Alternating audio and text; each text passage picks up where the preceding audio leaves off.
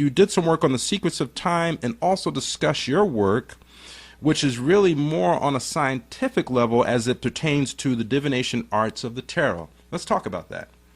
Well, yeah, the Secrets of Time is based on my work with numerology, which I believe is a very, very important one of the divination arts. So I work with astrology, tarot, and Kabbalah, and numerology, and my work is basically showing the deep connections that exist between these four disciplines, so that people who want to learn them can learn them in this, again, synergistic way, like we said, bringing them together as one subject and seeing all these interesting connections. But I always used to think that some of the principles of numerology were much more practical on a practical level, and so we sort of worked harder to create a whole numerological concept that ordinary people who don't have any background in this can benefit, particularly people who are in the business world. And so we created Time Gnosis, which is people can go to the Time Gnosis website and check out what we've done there. This particular connection that I found between astrology, numerology, you see in the tarot and the Kabbalah, works really, really well as a sort of a guide, a day-to-day guide. Now, of course, the system that you're talking about, is a broken-down system to make it very simple for people. It's a very user-friendly interface that we created. So you don't have to be like an expert in numerology and all of its permutations and stuff to use. It's just a way of breaking down so that people, and if people sign up with us, they get it in their email box every morning. So there it is, your little affirmation for the day and what to look out for. Because I absolutely personally believe, and I remember I've been using this for years in my own life, and seeing its accuracy, so that was what gave me the idea, and then the internet comes along, which makes the perfect way to do this, to create the databases and the algorithms to make this incredibly esoteric, actually, system come alive for people, so that they basically know every day they have an understanding of what to look for, what to do, what to empower them with. And what this really does is it turns around the concept of you, instead of being a victim of the day, of the week, a victim of time, so that you don't know what the hell's coming around the corner, that in a way you're prepared. You not only may even have an idea of what's coming, but no matter what comes, you're prepared because you already have your statement. You already have your little window of enlightenment and empowerment as to what to do in this particular situation. It's really an invaluable situation. And that's kind of the difference between how you approach it than how we've been really, either on the other side saying it's evil. You approach it really in a simplistic way and in a scientific way, whereas we're not, like you said, we're not captivated by any theories or projections that are given to us, but we more or less are given tools and how to deal with what may happen. And more so, I actually believe that some very, very evil people in the world have been using these divination arts. That's why they've got the reputation that they have. The arts are not any more negative than a paintbrush is negative. Right.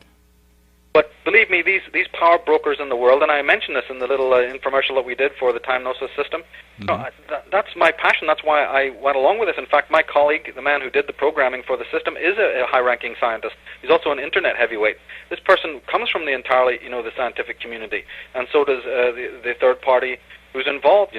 Both Alan and Joshua are totally, scientifically oriented, but they're smart enough to realize that this should be approached then scientifically. Number is number.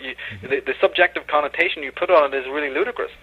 And my tie-in is to say, yeah, let's work on this, because I am sick and tired of the ordinary human being being mind-controlled to think that these things are devilish or wrong, you see, so that they don't use the very tools that the leaders, the people who are manipulating the world, are laughingly using, so that they have the kind of empowerment that they have.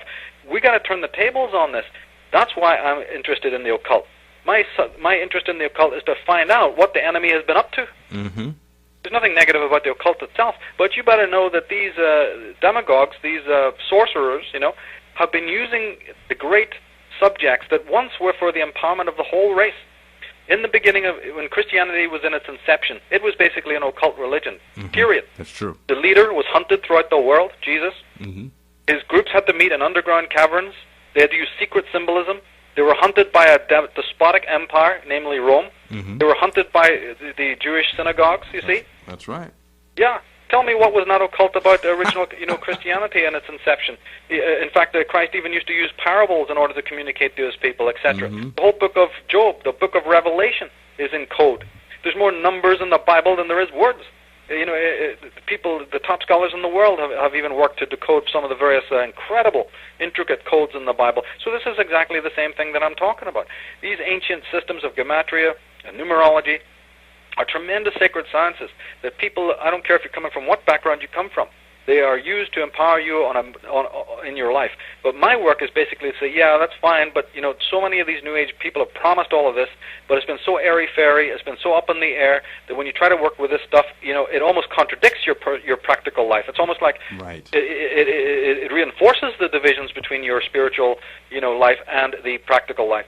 My work with the divinations art is to start on the grassroots level and say, let's start here, let's see if they have any use at all in your practical life first, and work from there up into more, personal, private areas of your own life. And we've been successful. We've done that. And numerology is one of the most important ones there, because you can literally, do your numbers. I mean, you don't have to have a calendar on your fridge or your wall to basically be doing the divination. Whereas with the tarot cards, obviously that does take time to sit down of a day and start doing spreads and stuff like that. A little bit more time consuming, a little bit more energy has to go into it.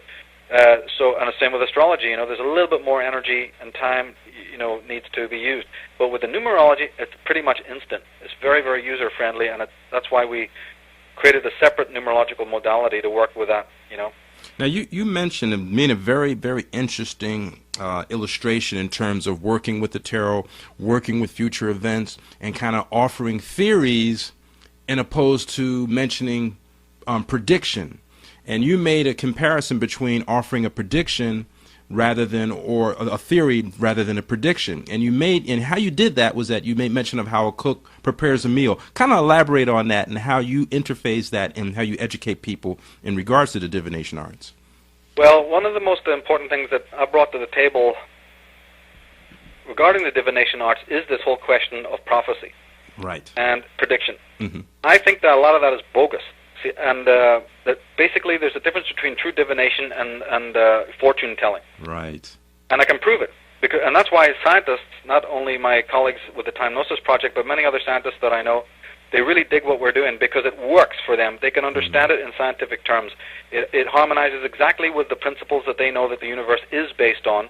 And because remember, a lot of these scientists who did dabble with these different New Age philosophies got very jaded because they could see it didn't have an ounce of credibility, and rightly so. And when they come across my work, they like it a lot more, and here's the reason, is because I do not believe in prediction and prophecy in the way that has been normally expounded in the world. Mm-hmm. And I believe that it's really ridiculous to get into that, because then you're almost saying that time is determined, you know what I mean? Right. Or that fate is determined. Sure, a detective knows that a particular criminal is likely to repeat the same type of crime, but they call it profiling, because that person's psychological makeup is a certain way, and they call that tendency, right? They don't know for sure that the person will act in the same way, but you know that there is a law of tendencies. So that's one way of looking at it. A lot of prediction is done by good people who go, well, look, I can't tell you maybe exactly what's going to happen, but your tendency is to do these three things, or this amount of things. So if you continue the way you're going and don't change, this is the likely outcome. So that's one way that people get by this thing with prediction. But my system is not based on that at all. It's based on what you do now. Behaviors and choices and things like that. What's that? Behaviors and choices and things like that. But more than that, it's based in timing of when a thing, an opportunity or a thought or a particular deed is done in the now. The Time Gnosis system is based on this. My entire divination system is based on this. Meaning that when I know, say for instance you got a call tomorrow from some bigwig, right, in radio, telling you that they're going to offer you all this wonderful stuff to be doing a radio show, and they're going to syndicate you, and they just love what you're doing, and they're going to give you all this money, and hey, would you even like to have a channel of your own, etc. And you're just thinking, oh my God, this is my dream come true. This is the greatest thing I've been waiting for. Fate must be smiling on me. And you plow along, and then 6 months from now or 8 months from now, they rip you off. You're in total debt. You have to sign bankruptcy, and these guys, have ruined your life. Right. This is the kind of thing that happens to people all over the world.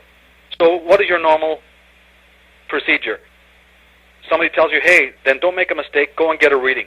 So, yeah, Gary charges off, and runs to somebody to get an astrology reading. And the idea is that this person is not going to predict for you whether the outcome of these opportunities that have been given to you are going to be positive or negative, right? Isn't that what normally happens? Right.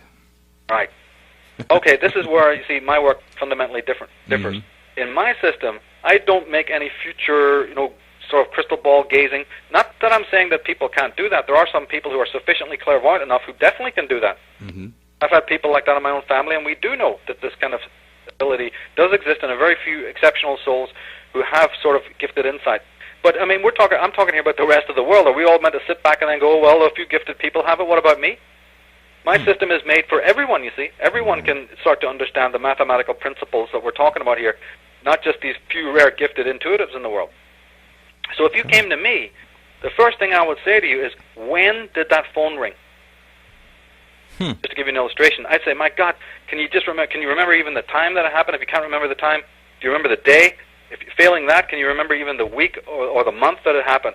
And when you give me that information, the true method of divination is to look at when the higher force, your higher spiritual guides or whatever, brought that particular opportunity, event, person, you see, thought into your life. The secrets are in that. The secret is in that. And from that, I can give you the whole profile. So it is prediction, but it's in a totally different way. It's dealing with principles of singularity. It's dealing with the true concepts of time, that there is something absolutely special about when an idea, a thought, or a person, you see, or an opportunity comes into your life. And within that seed, within that instant, all the secrets are also given to you if you know how to extrapolate them. There's no question of a tomorrow, because tomorrow does not exist scientifically. I mean, tomorrow doesn't exist, period. It doesn't exist at all. That's right. All that exists is the now.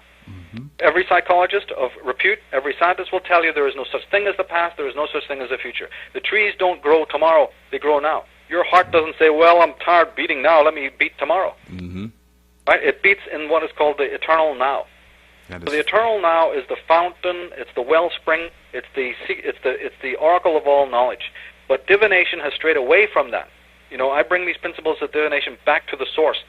So, and this works beyond a treat, because I've had so many people, you know, who've been offered opportunities similar to what I've told you. I've saved millionaires, you know, from losing entire businesses. Right.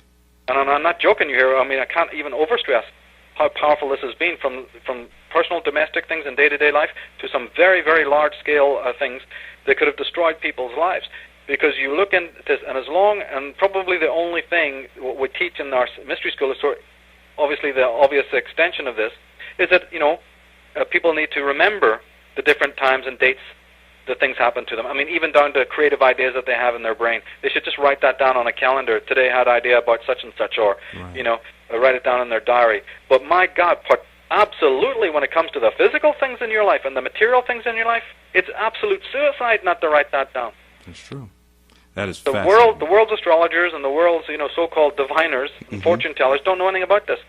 So they're sitting there, don't even know their own subjects, and are waiting for you to come to them so they can predict and tell you all about it.